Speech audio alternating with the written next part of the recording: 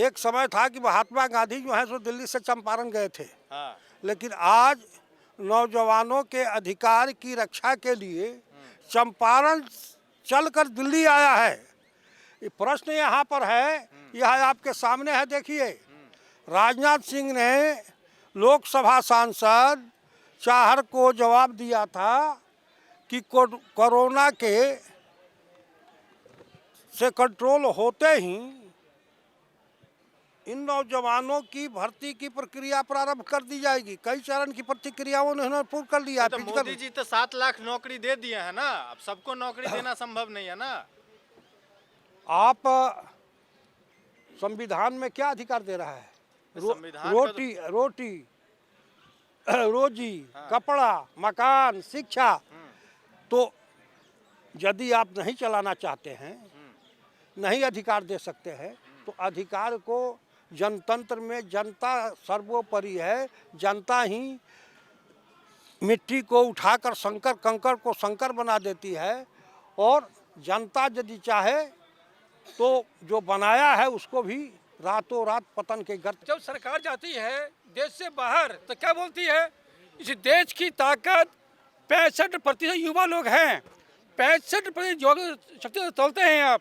तो 1.5 लाख लोग जिनको अपने पार्लियामेंट में स्वीकार किया कि इनकी भर्ती की प्रक्रिया हम पूरी करेंगे, आज ये नौजवान उसी के लिए चंपारण चल करके यहाँ पर आए हैं कि आपने जो कहा हम उसको मानते हैं, उस प्रक्रिया पूरी करिए। इसीलिए ये नौजवान आज यहाँ पर आकर बैठे हुए हैं, सरकार को ध्यान दिलाने के बैठे हुए हैं। तो आप कह रहे हैं कि मोदी सरकार ठीक काम नहीं कर रही है? मैं कहता हूँ कि मोदी जी बहुत अच्छा काम कर रहे हैं, उसके बावजूद युवा क्यों भटक रहे हैं? अच्छा काम कर रहे हैं तो इन युवाओं को भी भटकने मत दीजिए, इनको भी लेकर साथ लेकर चलिए। ये तो लोकसभा में जवाब है रक्षा मंत्री का।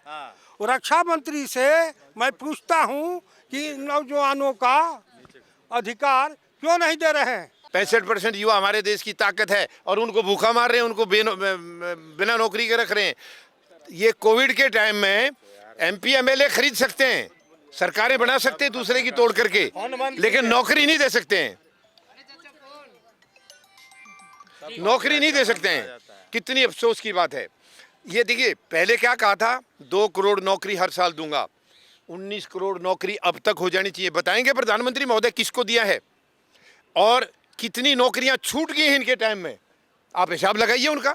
अगर सरकार अच्छा काम कर रही है तो फिर हम यहाँ क्यों बैठे हैं? कह रहा है मंत्रालय फुल है, जगह नहीं है। मंत्रालय तो छोड़ो ना, ये सरकार को बोलो छोड़ो तुम दफ्तर। और बहुत आदमी है चलाने वाले, 140 करोड़ लोग देश में हैं, बुद्धिजीवी एक से एक बढ़कर हैं।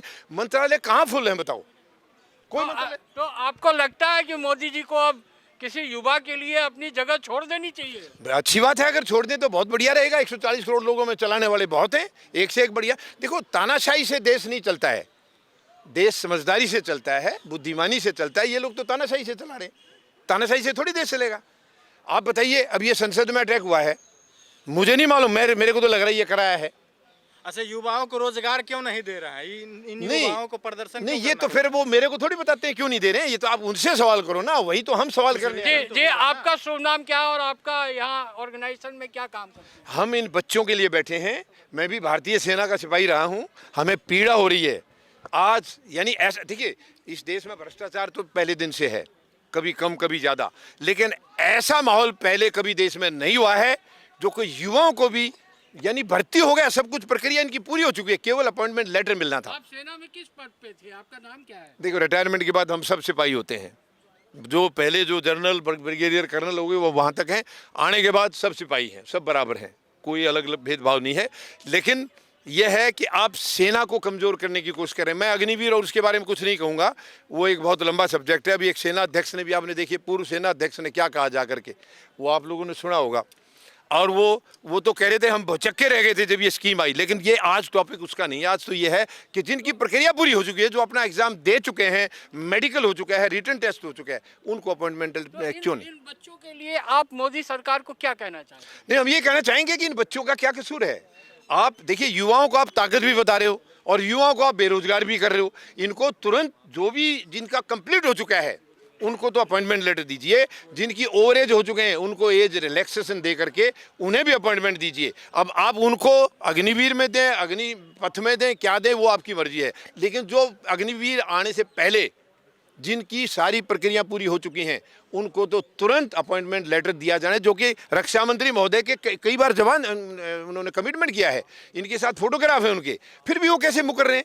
जब एक जवानों को आपने कमिटमेंट दे दिया है फिर आप कैसे बैक ट्रैक कर रहे हैं? उनको तो नौकरी दीजिए ना।